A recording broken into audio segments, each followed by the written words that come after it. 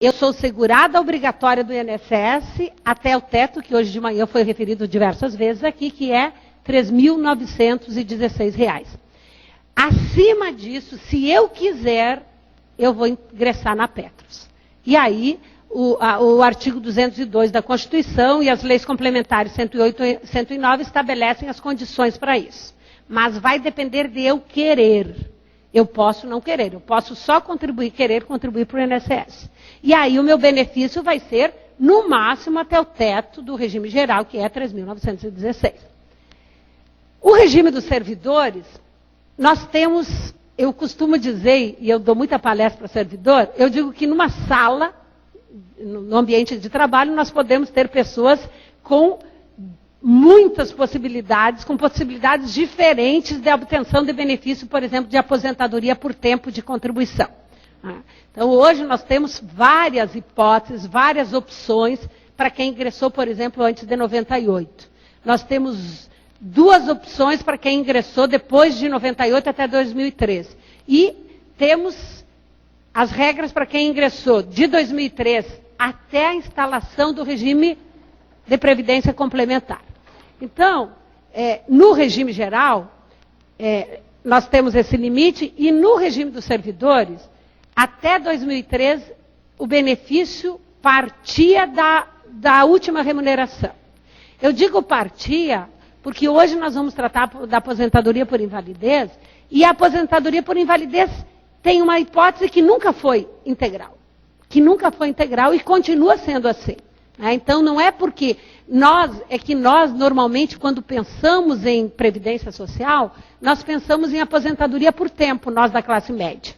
Só que tem diversos outros benefícios. E dentre esses benefícios, a aposentadoria por invalidez, que é objeto das minhas considerações. E essa aposentadoria por invalidez, desde sempre, não foi integral quando não decorrente de moléstia grave, doença profissional e acidente do trabalho. Certo? Mas, até 2003, a aposentadoria por tempo, que seria o benefício querido pela classe média, nós tínhamos benefícios integrais, que correspondiam à última remuneração. Aqui eu poderia até falar antes da lei de 90, que inclusive quando aposentava tinha no âmbito federal uma imediata promoção, mas eu não vou fazer um histórico, senão eu não chego no meu objeto das considerações, que é a aposentadoria por invalidez. De qualquer forma, em 2003, mudou a sistemática e passou o benefício do regime dos servidores, passou a considerar o histórico contributivo do servidor, tanto quando ele trabalhou no regime geral, quanto quando ele trabalhou no regime próprio. Então, por exemplo, se eu trabalhei 10 anos na iniciativa privada, e depois fiz concurso para médico perito, aqui em homenagem ao chefe da perícia médica do INSS, então vão considerar tanto as contribuições para o regime geral, quanto para o regime próprio. Mas não com o teto. Então, se eu antes recolhia sobre o teto da Previdência por 10 anos, depois passei no concurso de médico perito e estou ganhando R$ 12.000, aí eu vou contribuir sobre os R$ 12.000. E vai ser feita a média. Esta é a realidade para quem entrou depois de 2003. E para quem ingressar depois da instalação do regime de previdência complementar, porque a lei diz que tem que ser criado, a lei ela é muito genérica. Agora nós vamos ter o estatuto, que vai reger os regimes, porque aqui também seria objeto de outra palestra a questão da previdência complementar. Mas, só para, em 2, 3 minutos, para dizer que, com a lei, da forma como ela está, ela criou 3 fundos de pensão, um do judiciário, um do executivo e um do legislativo do Tribunal de Contas. Tem que ser criado por meio de um estatuto, e depois desta criação, os que ingressarem em concurso público, no serviço público, não importa se federal, estadual, municipal, então só para quem ingressar depois, ele vai estar submetido à nova sistemática, que é a seguinte: eu vou contribuir obrigatoriamente até 3.916 e o restante, se eu quiser, eu vou para a Previdência Complementar. Então, hoje, no âmbito federal e no âmbito do Estado de São Paulo, que inclusive o Estado de São Paulo aprovou essa lei antes que a União, porque a lei do Estado de São Paulo foi aprovada em dezembro do ano passado, nós temos já a realidade de, dentro de meses, quem ingressar vai ter o mesmo teto do regime geral. Então, gostaria de fazer essas considerações em relação a isso.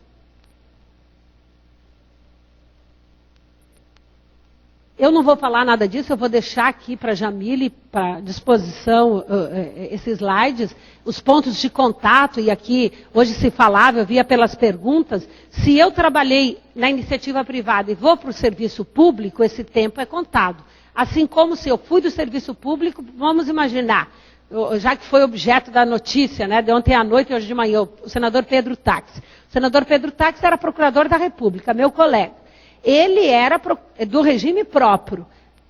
Saiu do regime próprio, deixou o Ministério Público, hoje está no regime geral. O tempo que ele contribuiu como procurador da República leva para o regime geral. Assim como eu, por exemplo, trabalhei na iniciativa privada. O tempo que trabalhei na iniciativa privada leva para o regime. Isso se chama contagem recíproca. Então, se eu trabalhei na iniciativa privada, lá como o exemplo que eu dei, o doutor, eu fui 10 anos médico da iniciativa privada e depois passei no concurso para médico perito, eu vou levar uma certidão do INSS, que corresponde ao regime geral, para o regime próprio para contar lá. E esta certidão exige que eu tenha contribuído. Então, não basta eu ter exercido a atividade de médico. Eu tenho que ter contribuído. Muito embora tenha umas posições aí meio generosas, principalmente em relação ao Ministério Público e à magistratura, admitindo a contagem de tempo sem contribuição antes de 98. Mas eu, aqui, embora a minha categoria faça parte disso, eu discordo. Bom, e nós tivemos 4 reformas. 4 reformas que atingiram os 2 regimes inicialmente e, num segundo momento, só o regime geral. Nós tivemos a emenda 20, que mudou tanto as regras do regime geral quanto do regime próprio. Nós temos a emenda 41, a emenda 47 e a recentíssima emenda de março deste ano, a emenda 70, que eu vou passar a considerar. Nós podemos dizer que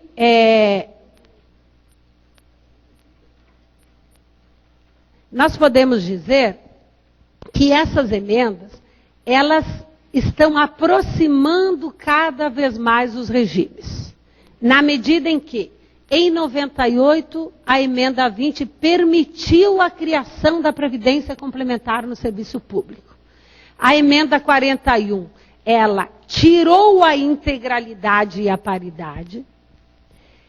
A emenda 47, como a doutora falou hoje de manhã, ela abrandou os rigores da emenda 41, quando criou aquela possibilidade de 85 e 95.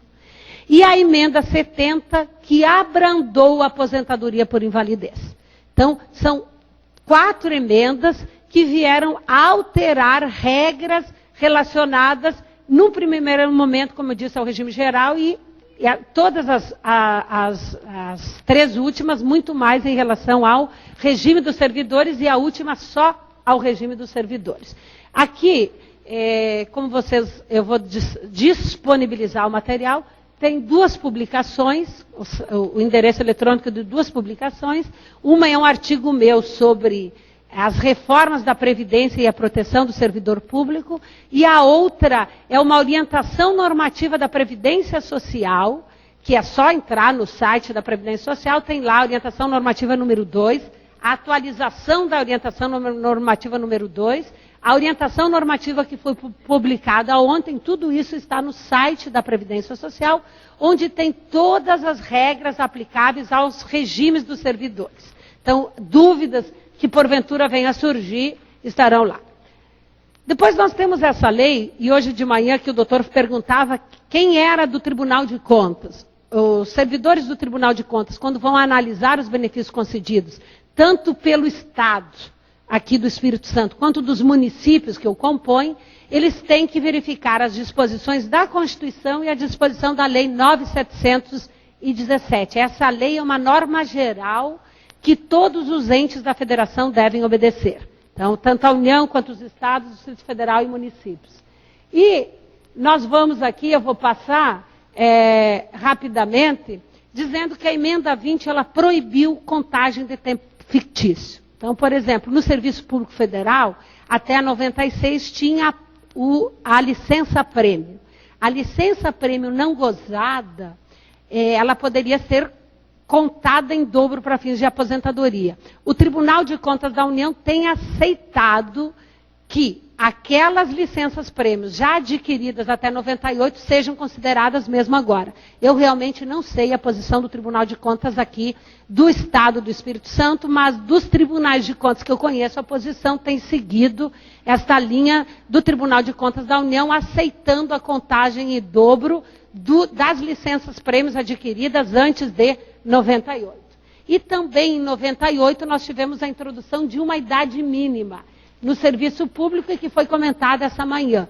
É interessante que se tentou, e faltou o voto do Candir, também a inclusão de idade mínima no regime geral. Não passou. E eu dizia hoje, nesta manhã, para o futuro presidente, né, da federação, que o Brasil, ele mais 3 só no mundo tem aposentadoria só por tempo.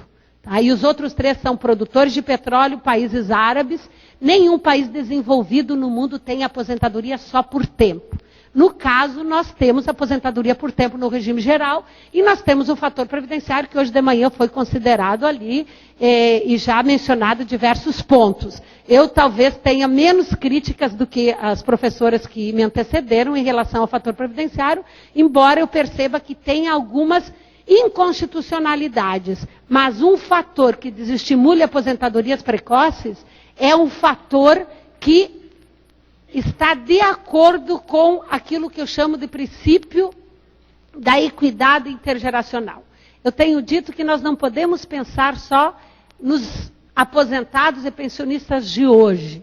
Nós temos que pensar nos aposentados e pensionistas do amanhã.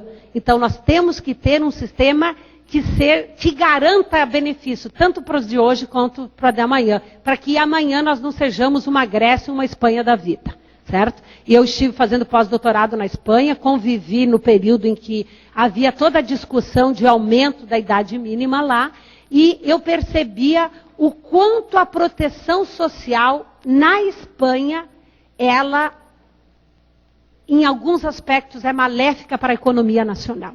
E aqui eu poderia também falar dos nossos benefícios por incapacidade no regime geral. O Brasil é o único país do mundo que a pessoa ganha mais doente e inválido do que trabalhando. E por isso eu, sinceramente, sempre tenho defendido os médicos peritos da Previdência Social. Por quê? Porque a pessoa que sabe que vai ganhar mais doente do que trabalhando, ela faz de tudo para parecer doente. Né? Algumas efetivamente estão doentes, mas algumas fazem de tudo para parecer doente. Imagine se eu ganho R$2.000 de auxílio-doença e 1.500 trabalhando.